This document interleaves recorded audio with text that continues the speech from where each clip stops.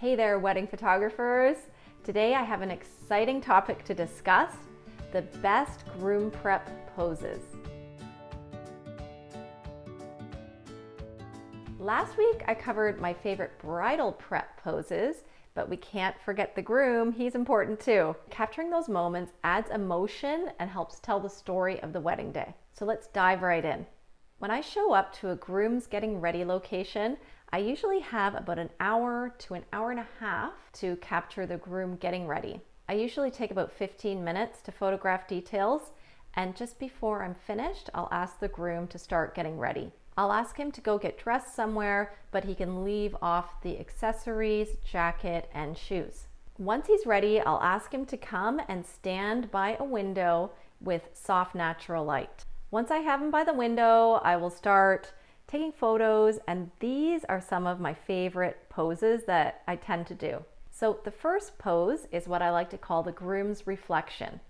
If there is a mirror somewhere in the room, I will ask the groom to come stand by it while he's getting ready. This could be when he's putting on a tie, or maybe he's adjusting something on his outfit. While he's adjusting his tie, I will capture photos of him looking at his reflection. I find this is a unique perspective on the groom, and these photos look really timeless. This brings me to my second favorite pose, which is the tie adjustment. I'll have the groom by the window and I'll get him to adjust his tie, and then I'll take different photos of him while he's doing this. So I might do like a 3/4 portrait or a full body portrait if I have room. I'll also make sure to do close-up photos of him with just his hands adjusting his tie, and I'll take images that are vertical and horizontal. You can also ask another groomsman or the best man to come and help the groom put on the tie, especially if the groom isn't used to putting on ties. And this can allow for more interaction between the people. When the groom is interacting with his closest friends, you get more genuine emotion in the photos, and I really like that. Pose number 2 includes the groom's clothing. I will take pictures of the groom as he's putting on his jacket, and I'll continue to take photos as he puts on all the other things that he'll be wearing that day. I'll usually ask either a groom's family member or someone in the wedding party to help him put the jacket on over his shoulders, and I'll also do this by a window if possible. Once he has the jacket on, I'll ask the groom's parents or friend to smooth out the jacket, help him get it to look just right, and I'll just keep taking photos. I'll also capture photos of him buttoning up his jacket or putting on cufflinks.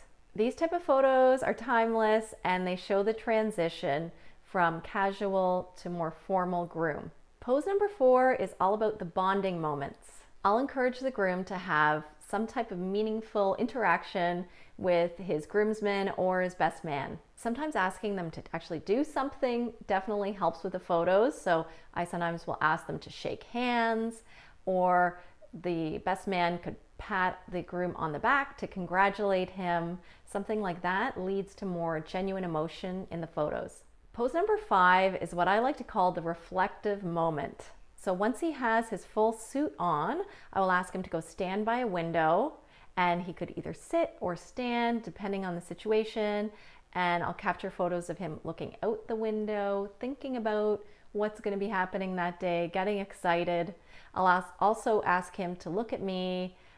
He could look over at his friends who could be cracking jokes. I can get some good smiling and laughing shots that way too. Pose number 6 is the boutonniere or other detail shot. In this shot, I'll focus on any special detail the groom may be wearing. I might capture the boutonniere on his jacket, so I would do vertical and horizontal, or there may be something else special that he's wearing and the groomsmen could be wearing too. This could be cufflinks, or it could be custom embroidery somewhere inside his jacket or on the back collar of his jacket. I've seen that too.